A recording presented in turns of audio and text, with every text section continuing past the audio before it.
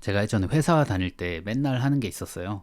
뭐냐면 이메일로 인보이스가 오면 이거를 수작업으로 다 제가 시트에 넣고 그 다음에 그 내용이 맞는지 일일이 다 확인을 하는 거였어요. 그래서 잘못되면 잘못됐다 하면서 이메일 보내고 뭐 이런 거였죠. 근데 이 작업이 우리 팀에 꼭 필요했을까요? 네, 꼭 필요했습니다. 근데 완전 반복적인 일이고 솔직히 하면서도 시간이 되게 아까웠어요.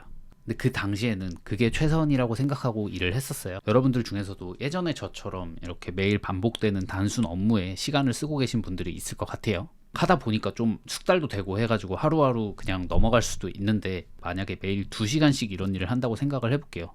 그러면은 여러분들 시급이 2만 원이라고 하고 주 5일 동안 근무를 하면 일주일에 20만 원, 1년에는 1000만 원 정도의 돈을 낭비하고 있는 셈이더라고요. 이걸 이제 업무 시간으로 해보면 1년에 약 3달 정도를 반복 업무만 진행을 하고 있는 꼴인 거예요. 근데 이런 시간 솔직히 되게 아깝잖아요. 그래서 오늘은 이런 낭비되는 시간을 좀 줄이고 인생에서 좀 꿀을 빨 수 있는 자동화에 대해서 이야기를 좀 해보려고 합니다. 자, 가볼까요? 일단 자동화에는 크게 2가지가 있어요. 첫 번째는 인적 자동화예요. 쉽게 말해서 사람 쓰겠다는 거예요. 뭐 외주를 줄 수도 있는 거고 아니면 고용을 해가지고 진행할 수도 있는 거고, 이재용 이런 사람들은 엄청나게 인적 자동화를 하고 있겠죠. 다 직접 반도체 만들고 하지 않아도 그 직원들이 다 제작을 해주고 설계도 해주고 하잖아요. 근데 이거는 사실 우리한테는 조금 현실적이지 않은 부분이 있어요. 인건비도 되게 많이 들고 가르치고 관리하고 이런 것들이 되게 큰 일이잖아요. 그래가지고 규모가 작거나 하면은 조금 어려울 수가 있어요. 두 번째로는 오늘 제가 말씀드리고 싶은 기술적 자동화예요. 뭐냐면은 컴퓨터 소프트웨어 같은 거를 활용을 해가지고 반복적인 일들을 다 자동으로 처리하게 해주는 거예요. 이거는 인적 자동화에 비해 뭐가 좋냐면 일단 돈이 덜 들고 훨씬 빠르고 정확하게 일을 처리할 수가 있어요. 이제 세상이 진짜 많이 발전해가지고 여러분이 코딩 같은 거 안 해도 이런 것도 자동화가 돼? 이렇게 싶은 것들도 좀 자동화를 할 수가 있게 됐거든요. 뭐 예를 들면 이메일 같은 거 받아가지고 자동으로 답장하게 할 수도 있고, 뭐 자료조사 같은 것도 막 알아서 시킬 수도 있어요. 저도 예전에 이제 회사에서 수작업으로 이제 처리하던 송장 업무 같은 것도 지금 제가 알고 있는 지식이면은 충분히 자동화를 할 수 있었을 거예요.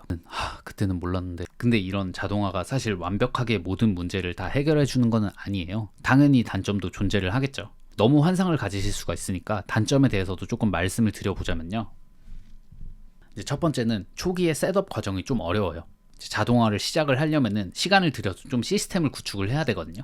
그래서 이게 되게 복잡하게 느껴질 수가 있어요. 두 번째 단점은 뭐냐면은 이제 막 자동화가 손 놓고 있어도 이제 알아서 다 해준다 뭐 이렇게 생각하시는 분도 많을 것 같은데, 사실 완전한 자동화는 좀 쉽지 않다는 거예요. 자동화는 내가 막 할 모든 일들을 막 손 하나 까딱하지 해주기는 좀 어렵거든요. 그거는 사실 이상적인 형태의 인적 자동화에 가깝고, 기술적 자동화는 내가 이제 해야 할 태스크들이 막 이제 여러 개가 있으면 그 태스크에서 일부 좀 오래 걸리고 반복적인 부분, 그 부분만 조금 이렇게 없애주는 이런 식으로 접근을 해야 돼요. 세 번째 단점은 이제 좀 완성도의 문제인데요.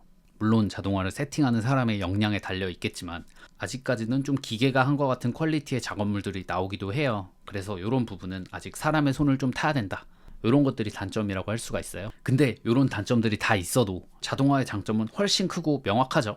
뭐냐? 그 자동화를 셋업한 시간보다 비교도 안 되게 더 많은 시간을 절약을 할 수가 있다 라는 게 장점이겠죠. 그래서 뭐 자동화가 처음에 이제 좀 하기가 힘들겠지만 어쨌든 하시게 되면 여러분은 시간이라는 보상을 얻게 되실 거예요. 그래서 이 시간을 어떻게 활용할지는 이제 여러분의 몫이 되겠죠. 첫 번째는 그 비는 시간에 이제 더 많은 일을 할 수가 있을 거예요. 그렇게 해서 새로운 업무나 뭐 프로젝트 같은 거를 이제 하게 되면은 나는 하루에 더 많은 걸음수를 갈 수가 있겠죠.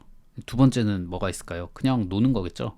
이제 실무 시간 줄이고 이제 나에게는 충분한 시간이 생겼으니까, 저는 뭐 일도 중요하지만 행복하게 사는 것도 인생에서 되게 중요하다고 생각하거든요. 행복하게 살려면은 내가 좀 즐길 수 있는 시간이 필요하잖아요. 그래서 자동화를 해놓고 뭐 그냥 그렇게 놀 수도 있는 거예요. 그럼 너는 자동화 해가지고 꿀 잘 빨고 있냐? 그렇게 하면은 솔직히 말하면 저도 막 아직 막 완벽하고 그러지는 않아요. 그래도 꾸준하게 이제 방향성을 잡고 이제 자동화를 해나가면서 점점 시간을 아끼고 있습니다. 이제 제 직업 중에 하나가 약사인데, 아무래도 약이 이제 실물이 있잖아요. 그러다 보니까 완벽하게 소프트웨어만으로 막 돌아가는 직업은 아니에요. 그렇기 때문에 이제 자동화보다는 좀 업무 환경을 최적화하는 방식으로 저는 시간을 좀 많이 줄이고 있고, 그리고 자동화 같은 거는 이제 전산 프로세스 같은 거를 좀 자동화하는 방식으로 아끼고 있어요. 그래서 예전보다는 저는 실제 업무 시간을 좀 줄였고, 그래서 그 생긴 시간은 또 이제 다른 자동화를 이제 공부하는 시간으로 활용을 하고 있어요. 당연히 그냥 좀 쉬기도 하고요.